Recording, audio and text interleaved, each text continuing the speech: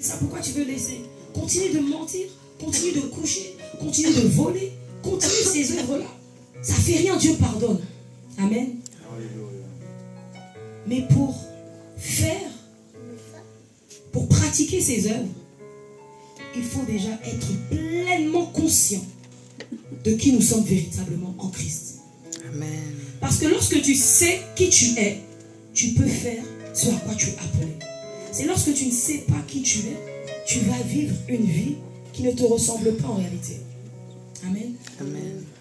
Donc ce matin, le titre de mon message, c'est comment, notez bien, comment, que quelqu'un dise avec moi, comment, question. Comment avoir pleinement conscience, de notre identité en Christ? Comment acquérir du coup la conscience de qui je suis en Christ? Je dis en différents termes pour que ça rentre bien. Donc comment acquérir cette conscience que désormais je suis en Christ? Désormais j'appartiens à Christ. Et si j'appartiens à Christ, si je suis en Christ, en fait j'ai une nouvelle identité. Amen. Amen. Donc ce matin on va voir comment on acquiert cette nouvelle identité. Amen. Donc déjà tout commence par une information, désinformation. Quand on regarde les journaux, on a plusieurs informations qui défilent, n'est-ce pas? Des fois, ça peut être des vraies informations et des fois, ce sont des informations truquées. Amen. Lorsque nous venons en Christ, Satan sait qui nous sommes devenus et qui est la position désormais que nous avons. Et son but, c'est de détruire notre identité. De tout faire pour que nous ne sachions pas qui nous sommes. De tout faire pour que nous marchions avec une identité faussée. Avec une identité qui n'est pas la nôtre. Amen. Alléluia, amen. La Bible dit dans Jean 8, vous connaîtrez la vérité et la vérité vous rendra libre. Vous connaîtrez la vérité et la vérité vous rendra libre. Ça veut dire que si on met ça réciproque, vous connaîtrez le mensonge et le mensonge vous rendra esclave. Et ça, c'est ce que Satan fait. C'est ce que Satan s'acharne à faire. C'est ce que Satan travaille dur pour que tu ne saches pas cette vérité. Pour te cacher cette vérité et que tu demeures dans le mensonge. De même que la vérité a le pouvoir de te libérer, de t'affranchir, le mensonge aussi a le pouvoir de te maintenir captif. De te maintenir sous un joug étranger. De te maintenir en fait sous le joug de Satan. Amen. Amen. Au temps de Josué, à la mort de Moïse, quand Moïse est mort, donc Josué a envoyé des espions pour voir comment était le pays de Canaan. Et ces espions ont dit, non pardon, c'est Moïse qui a envoyé les espions pour voir comment était le pays de Canaan. Et ces espions ont dit que ce pays, il est bien, mais qu'il y a des géants et que nous sommes comme des sauterelles à nos yeux et à leurs yeux. Ça veut dire qu'ils avaient la pleine conscience que eux ils sont des sauterelles et ils avaient cette capacité à imaginer, à se mettre dans la peau de ces géants et de se dire eux aussi nous voient comme des sauterelles. C'était le mensonge de Satan qui s'était mis imbriqué dans leur conscience en fait. Alors que c'est pas ce que Dieu avait dit. Que la régie peut m'aider. C'est pas ce que Dieu avait dit. Dieu avait donné ce pays. Dès qu'ils sont sortis d'Égypte, Dieu, c'est ce qu'il disait depuis le début à Pharaon. Laisse partir mon peuple afin qu'il me serve. Il a dit, je te donnerai le pays où coule le lait et le miel. Et ce pays-là, c'était Canaan. Certes occupé par des géants de taille, mais Dieu leur avait déjà donné le pays. Mais ils ont mis toute cette vérité à côté et ils ont cru en ce qu'ils voyaient. Amen. Mais pourquoi, selon vous, ces espions, comme Moïse a envoyé les espions, il a envoyé les meilleurs. C'est-à-dire il a pris les meilleurs, les plus affermis. Il les a envoyés, Donc c'était les meilleurs d'Israël. Les meilleurs, on peut dire les anciens, les assistants pasteurs. Si Moïse était apôtre, on va dire, donc c'était les pasteurs. Les assistants pasteurs, les respos. C'est eux qui l'envoyaient là-bas. Mais eux, ils ont dit qu'ils sont des sauterelles. Ils ont dit que nous sommes des sauterelles. C'est-à-dire que eux, peuple de Dieu, qui ont traversé la mer Rouge, Dieu a fendu la mer Rouge pour eux. Dieu les a nourris dans le désert. Dieu a fait tout ça pour eux. Mais ils ont dit que nous sommes des sauterelles. Que quelqu'un dise avec moi, hey. Comment un peuple qui a expérimenté toutes ces choses avec Dieu, parce que eux, ce n'est pas des choses qu'on leur a dit. Ils ont vécu ces choses. Mais comment on peut arriver à ça? Tu as expérimenté la mer Rouge, je ne sais pas quoi. C'est comme si tu vas à Deauville, encore Deauville, la marée peut descendre, je sais qu'est-ce qu'on va dire. Tu vas dans l'océan Indien. Tu vas, Dieu t'ouvre ça, tu marches. Et ça engloutit tes adversaires. Tu as vécu cela, on ne te l'a pas raconté. Mais toi, tu dis que tu es une sauterelle. Sauterelle. Pourtant, tu as été créé à l'image, à la ressemblance de Dieu. Au moins, tu pouvais dire non, nous sommes des lions. Mais tu as dit sauterelle. Quelque chose d'insignifiant comme ça. Miséricorde, vraiment. Une sauterelle. Même pas un singe ou bien même un chien, un chat. Tu dis sauterelle.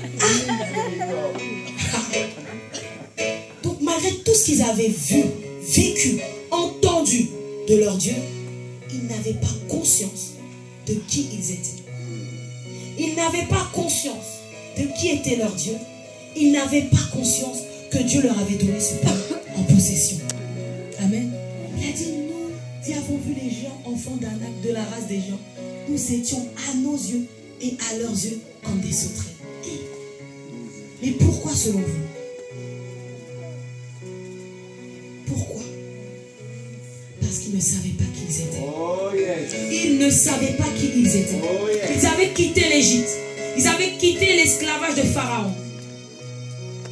L'Égypte, ça représente notre ancienne vie aussi. Par analogie, ça représente notre vie avant Christ. Donc, ils avaient quitté les ténèbres pour être dans la lumière. Mais les ténèbres étaient encore dans leur système de pensée. Ils n'ont pas réussi à se détacher et à voir que non, véritablement, on a quitté l'Égypte. De même qu'hier, ils se voyaient comme des sauterelles sous Pharaon et sous les serviteurs de Pharaon. Malgré qu'ils étaient libres, cette liberté n'était pas en eux. Ça veut dire qu'on peut être au bon endroit. On peut être avec Dieu. Dieu peut nous donner des promesses. Mais on peut jeter ces promesses et les fouler aux pieds. Tout simplement parce que la conscience de qui nous sommes n'est pas en nous. Amen. Amen.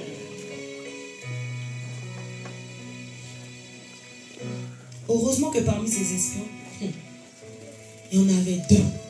Quelqu'un disait avec moi deux. Josué et Caleb. Et eux, ils ont vu différemment. C'est pour ça que Josué a été choisi. Il était serviteur de Moïse, mais il voyait comme son père, Moïse. Il a dit c'est possible. Eux, ils ont dit c'est possible. Que ce pays est bien et on peut le conquérir. Amen. Amen. Tant qu'on ne voit pas, tant que la conscience de qui nous sommes n'est pas en nous, on ne pourra rien accomplir. On ne pourra pas posséder l'héritage que Dieu veut nous donner. comment on peut acquérir cette conscience de qui nous sommes?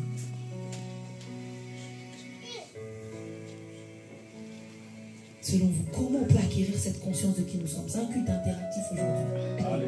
Si quelqu'un a la réponse, comment on peut acquérir cette conscience? Parce que c'était quoi la différence entre Josué, Caleb et les autres espions? Ils avaient le même pasteur, ils entendaient la même parole, ils avaient la même loi. Mais c'était quoi la différence en fait? Comment certains pouvaient voir que ce pays on va le prendre et d'autres se voient comme des sauterelles? La foi. Amen. La foi. La révélation. La sensibilité. La révélation. La révélation. L'intimité avec Dieu. Amen. On va prendre Josué 1, verset 8. Josué 1, 8.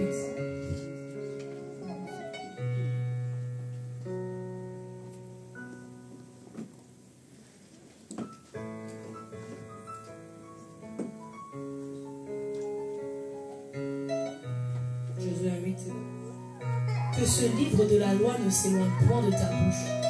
Médite-le jour et nuit pour agir fidèlement selon tout ce qui est écrit, car c'est alors que tu auras du succès dans tes entreprises, c'est alors que tu réussiras. Voilà un des points cruciaux, central, pour acquérir cette conscience de qui nous sommes en Christ. Amen. Méditer la parole. Amen. Méditons la parole. Amen. Il a dit jour et nuit. C'est-à-dire qu'il y a une puissance dans la méditation de la parole jour et nuit. Méditer, c'est quoi? C'est réfléchir, s'interroger sur la loi de Dieu, sur la parole de Dieu, sur un passage, sur un verset, sur un chapitre, sur un personnage biblique. Méditer, s'inquiéter, réfléchir, tourner dans tous les sens. Vous avez fait l'école, vous avez fait le français, la dissertation. Disserter la Bible dans ta tête. Disserter, faire un commentaire de texte, un argumentaire, te mettre dans le contexte, tourner. C'est ça, méditer. Et je pense fermement, je crois, que Josué et Caleb étaient des personnes qui méditaient l'étape de la loi, qui passaient du temps pédomise. Mais raconte-nous, raconte-nous bien, comment ça s'est passé? Ils allaient y poser des questions. Méditer, c'est aussi poser des questions. Quelqu'un va me dire, oui, mais moi, je ne sais pas méditer. Ok, donc je vais te poser une question. Est-ce que tu arrives à t'inquiéter? Qui s'est déjà inquiété ici? Genre, bon, tu as peur de ton travail. Et comment je vais payer le loyer? Comment je vais faire? Je vais manger quoi? C'est la première chose. Si tu as conscience de qui tu es, conscience que cette parole, ce n'est pas un livre historique. Ce n'est pas le livre d'histoire du collège ou du lycée. C'est la vérité. Que cette parole, elle est esprit et vie. Que cette parole, c'est ton héritage. Que cette parole, c'est ton héritage. Amen. Éternel. Que cette parole procure la vie. Amen. À quiconque croit. Si tu as conscience de tout ça, tu ne vas pas bafouer et négliger la parole de Dieu. Amen. Et c'est ainsi que lorsque tu vas prendre l'épée de l'esprit qui est la parole de Dieu et que tu vas la manier, tu vas tailler en pièces, tu vas couper, ça aura du poids, de la puissance. Parce que tu as une ceinture profonde. Tu as conscience véritablement de qui tu es. Donc ma prière vraiment pour chacun d'entre nous, c'est que nous ayons conscience de qui nous sommes. Conscience de cette vérité. Il a dit, vous connaîtrez la vérité et la vérité vous rendra libre. Dieu lui-même n'a rien fait sans sa parole. Il t'a créé par sa parole. Il a fondé la terre et les cieux par sa parole. Mais qui sommes-nous pour tout faire sans sa parole? On ne pourra rien faire sans la parole. Jésus a dit dans Jean 15,5, sans moi vous ne pouvez rien faire. Mais Jean 1 nous dit que au commencement était la parole était avec Dieu, la parole était Dieu. Et plus loin, ça nous dit que cette parole s'est faite chair, et c'est Jésus. Donc si Dieu le Père a tout fait par sa parole, Jésus qui est la parole faite chair, nous dit que sans moi, vous ne pouvez rien faire, qu'est-ce qu'on peut faire sans la parole? Mais souvenez-vous, avant de faire, il faut être. Donc déjà, qui sommes-nous par rapport à cette parole? Est-ce que j'ai conscience de qui je suis? Est-ce que j'ai conscience de qui je suis devenu? Est-ce que tu sais que tu es assis avec lui dans le lieu élevé? C'est ce que dit la parole. Tu ne sais pas parce que tu lis pas, tu n'as pas conscience. Toi, tu penses, tu es là, tu marches au hasard sur la terre, non? Tu es assis avec lui. Il est à la droite du Père, mais tu es aussi avec lui. Tu es en même temps sur la terre, tu es en même temps avec lui. Tu vas me dire comment cela est possible. C'est possible, lis ta Bible. Oh, yes. C'est possible. Et c'est ce que tu es. Est-ce que tu sais que chacun de nous, nous avons un ange qui nous a assis et qui nous dit, ah bon, c'est écrit. Lis ta Bible. Oui, lis ta Bible. Il y a beaucoup de choses que nous ignorons. Parce que nous ne connaissons pas la parole. Elle dit, mon peuple périt par manque de connaissance. Dans Osée. Et c'est exactement ce que les enfants de Dieu sont en train de faire en ce siècle-là. Par manque de connaissance, nous passons à côté de notre véritable vie. Par manque de connaissance, nous vivons une vie que nous ne devons pas vivre en fait. Et on est tellement focalisé sur la réalité au lieu d'être focalisé sur la vérité. La réalité, c'est ce que tu vis. La vérité, c'est ce que Dieu dit, la parole. Amen. Donc, tu peux être malade. Ça, c'est une réalité. Mais ce n'est pas la vérité. Oh, yes. Puisque son sang a été versé. Isaïe 53 nous dit que par ses meurtrissures, nous sommes guéris. Le châtiment qui nous donne la paix est tombé sur lui. Et que par ses meurtrissures, nous sommes guéris. Donc, par les meurtrissures de Christ, je suis guéri. Si tu en as pleinement conscience, tu vas guérir. Alléluia. Moi, quand j'ai des maladies, c'est bon, des petits trucs là, je me fatigue plus. Des infos, je dis, hé, quand je suis sous la touche, je parle à la douleur. Je dis, toi, tu dégages de ce corps. Alléluia. Parce que par ces meurtrissures, je suis guéri. Amen. Donc, je plaide les mérites du sang de Jésus. Et tu dégages. Amen. Que des fois, il y a un truc, tu vas à la pharmacie, tu dis, mais attends, j'ai le médicament des médicaments. Alléluia. J'ai le sang de Jésus. J'ai le corps de Jésus. Et puis, des fois, je suis là, je dis, c'est parti. Amen. L'infection urinaire a disparu. Amen. La douleur a disparu. Amen. Parce qu'en fait, je me dis, c'est bon en fait. J'ai conscience de ce que Jésus a fait. J'ai conscience que cette parole, c'est la vérité. Donc, stop. Je me rappelle quand on était en vacances là. Donc, je jouais avec les enfants. Et puis, je touche mon deuxième. Il avait une énorme boule au niveau des aisselles. Il faisait des guilles.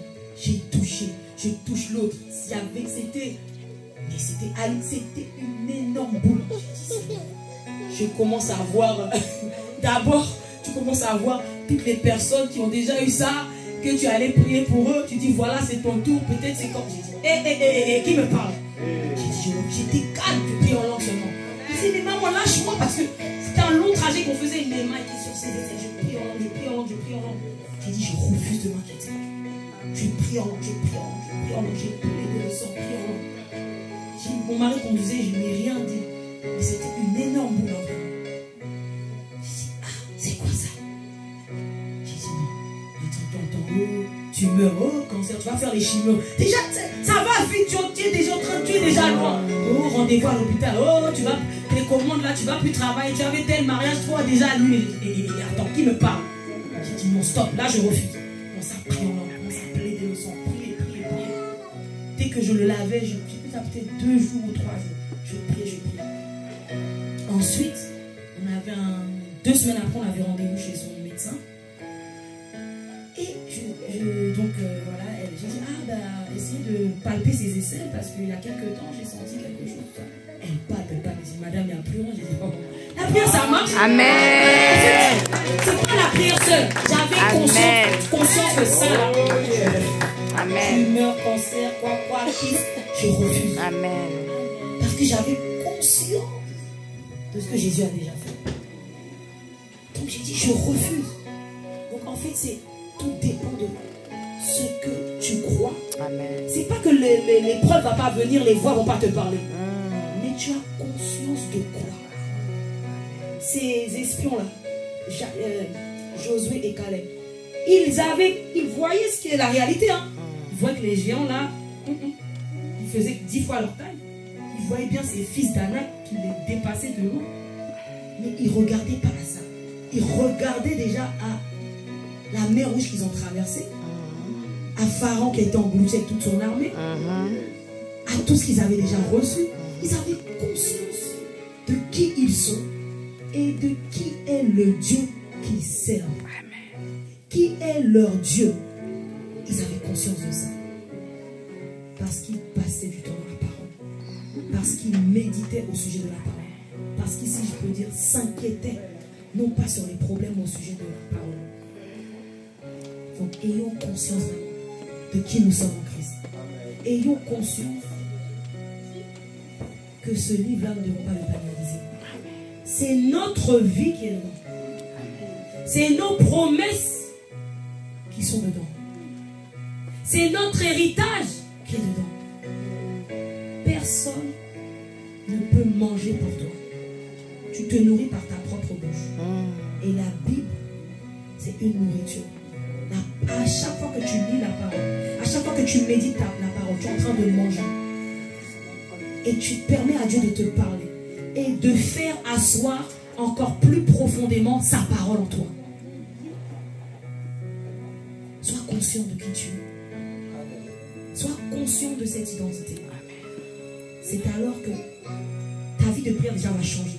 Tu vas aller d'exaucement en exaucement. Tu vas plus courir à gauche, à droite. Prie pour moi, j'ai telle maladie. Prie pour moi, on m'a dit non. Tu as conscience que non. Jésus a tout accompli.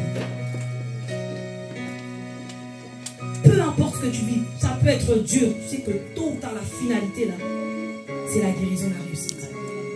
J'ai un autre témoignage par rapport à la guérison.